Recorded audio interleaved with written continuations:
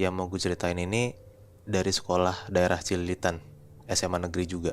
SMA negeri Cililitan. SMA mana tuh, Mei? SMA 14 tau gak lo? 14 tahu gue.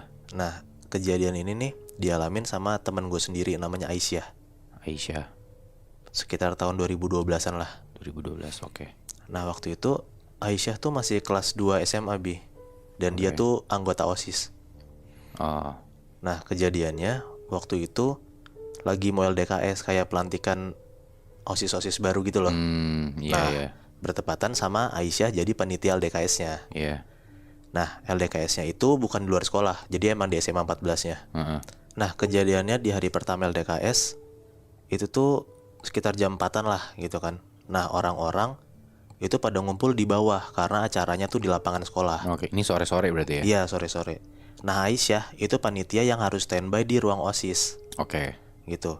Nah, sekitar jam 4-an itu yang tadi gue bilang, di ruang OSIS itu isinya cuman Ais sama 2 orang temennya lah. Jadi cuman bertiga di ruangan itu. Nah, di saat lagi bertiga doang, Aisyah tuh ngerasa kayak ada yang ngeliatin dari luar jendela ruang OSIS gitu loh, Bi. Jadi jendelanya tuh madep ke lorong gitu.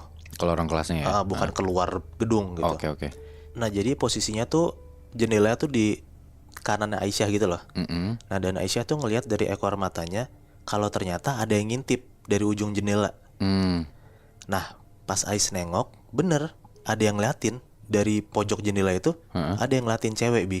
Cewek. Nah, tapi karena si cewek ini kayak ketahuan lagi ngeliatin Ais, si cewek itu jadi kayak langsung nyembunyiin kepalanya gitu loh. Oh, langsung cabut gitu? Iya, jadi yang tadinya setengah kepalanya kelihatan ada yang ngintip, pas Ais nengok, dia hilang Oke. gitu. Nah, lihat kayak gitu, Aisyah langsung keluar, Bi, Oh, oke. dari ruang OSIS. Nah, begitu dia ngeliat di lorong itu nggak ada siapa-siapa, Nggak ada siapa-siapa. nggak ada siapa-siapa. Oke. Nah, Aisyah jadi kayak langsung rada deg-degan gitu loh. Dan dia masuk ke ruang OSIS lagi tuh dengan perasaan yang kayak nggak enak. Dan nggak bisa nutupin raut wajahnya. Teman-temannya tuh ngeliat kayak, Aisyah, kamu kenapa gitu. Si Aisyah nih jawab lah, kita selesai acaranya jangan malam-malam ya, kalau bisa kayak sebelum maghrib gitu kita udah selesai. Oke. Nah, temennya bilang, loh tapi kan ini pasti acaranya sampai malam gitu. Nah, pas temennya ngomong kayak gitu, Aisyah diem aja lah.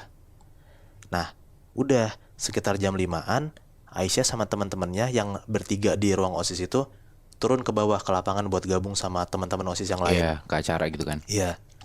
Nah, menjelang maghrib, Aisyah tuh ngerasa kayak badannya tuh kayak nggak enak banget gitu loh, Bi.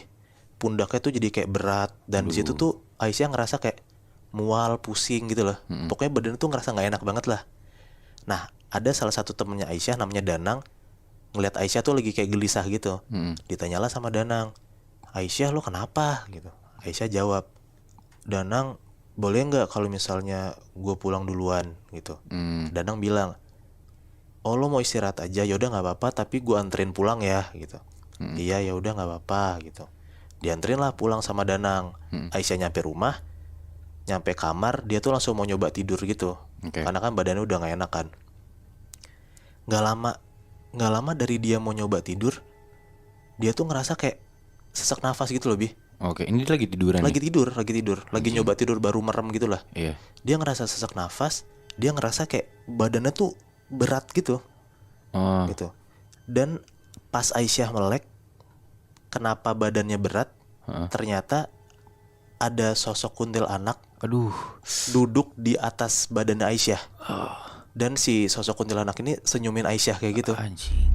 Nah, Aisyah di situ posisinya dari yang dia sesek, dia nggak bisa gerak, dia tuh jadi makin merinding, makin bener-bener ngerasa kayak lemas banget gitu badannya. Aisyah tuh langsung nyoba meremin matanya. Aisyah coba nenangin dirinya buat baca istighfar, astagfirullahaladzim segala macem. Pas dia nyoba melekin matanya, hilang sosok cewek ini. Hilang, oke.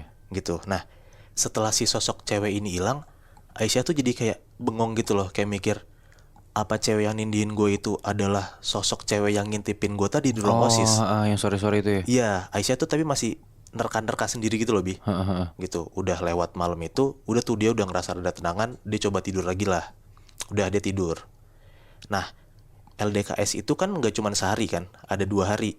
Berarti besokannya Aisyah harus datang lagi ke sekolah dong. Iya, Sampai benar. malam lagi pula kan buat ngurusin LDKS ini. Heeh, heeh. Nah sama kayak kemarin, Aisyah tuh ditugasin sama ketua OSISnya buat lebih banyak standby di ruang OSIS. Oh, oke. Dan juga sama dua temennya yang kemarin itu. Sama sama banget berarti ya kayak Iya, kemarin ya. jadi bertiga di ruang OSIS, teman-temannya tuh pada di lapangan di bawah. Mm-mm. Nah, Ais tuh kayak masih kebayang-bayang sama kejadian kemarin gitu loh. Jadi kayak dia duduk di posisi yang sama, tapi pas dia lagi duduk tuh dia kayak sering lihat ke kanan, sering lihat ke kanan, ngeliat ke jendela yang kemarin dia. Diintipin itu. Heeh.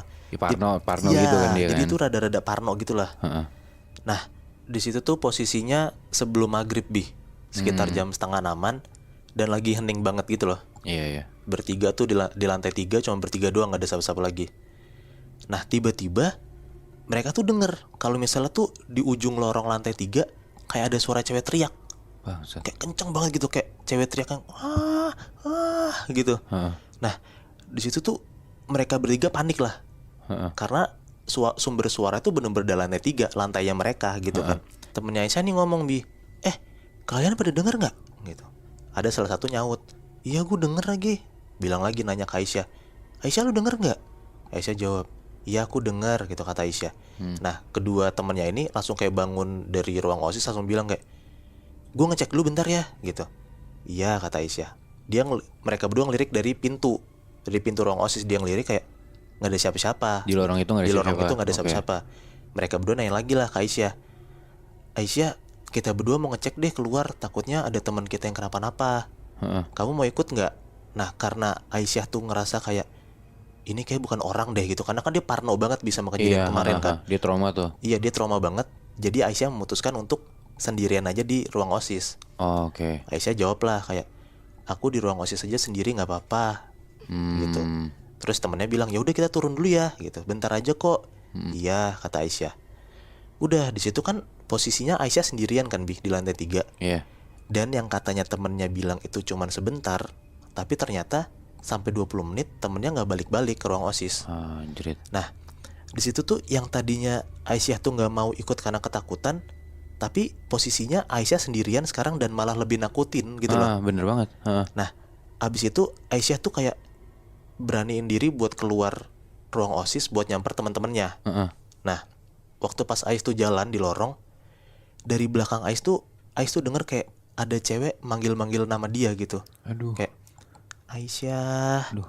Aisyah gitu. Anjing gue merinding. Di situ Ais merinding banget sama kayak yang lo bilang tadi merinding, Ais tuh juga merinding banget.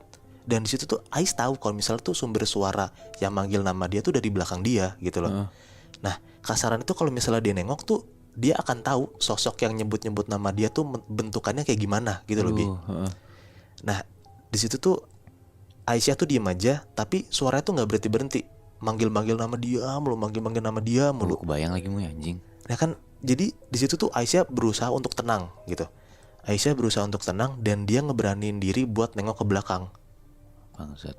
Pas Aisyah nengok ke belakang, ternyata di ujung lorong lantai 3 tuh bentuknya kayak balkon gitu Bi. Heeh. Nah balkonnya tuh madep ke luar gedung, bukan ke dalam gedung sekolahnya Oke, gitu. Nah dia lihat kalau misalnya di ujung lorong itu ada sosok perempuan pakai gaun putih, dan sosok perempuan itu tuh munggungin dia.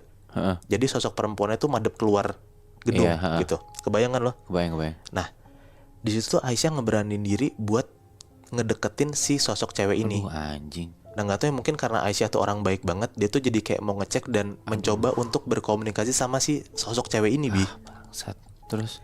Nah kenapa Aisyah tuh ngeberanin diri buat nyamperin si sosok ini juga, karena firasat Aisyah tuh bilang kalau misalnya sosok perempuan ini tuh adalah sosok yang gangguin Aisyah dari kemarin. Nah pas udah deket sama sosok cewek ini, Aisyah nanya ke sosok ini, kamu siapa? Si sosok ini jawab, ikut aku yuk. Aduh. Nah ditanya kayak gitu, Aisyah jawab, ikut kemana? Kan dunia kita beda. Di situ tuh Aisyah ngejawab kayak gitu karena Aisyah juga sadar gitu lebih kalau misalnya sosok ini tuh ya bisa kita bilang makhluk halus. Nah si sosok ini jawab lagi, ikut aku sekarang. Nah Ais jawab lah, iya tapi kamu kasih tahu aku gitu loh, kamu nyuruh aku ikut kemana? Nah si sosok ini jawab, ikut aku loncat ke bawah. Oh, bangsat. Nah di situ tuh Aisyah langsung merinding banget Bi. Yang tadi tuh Aisyah udah nyoba buat nenangin diri, pas si cewek ini jawab kayak gitu, Aisyah tuh merinding seada-adanya. Dan pas lagi Aisyah merinding banget, si sosok ini tuh pelan-pelan kepalanya gerak buat nengok ke belakang, nengok ke Aisyah, Muterin palanya. muterin kepalanya. Pelan-pelan sosok cewek ini nengok, kepalanya tuh gerak ke belakang. Dan pas banget pas banget si cewek ini nengok ke belakang, Ais tuh sama sosok cewek ini tuh tatap-tatapan. Aduh. Pas Ais sama si cewek ini tatap-tatapan, saking takutnya Ais tuh langsung pingsan. Wah anjing. Dan lo sadar nggak? Berarti kan dengan kata lain, si makhluk halus ini ngajakin Aisyah bunuh diri, Bi.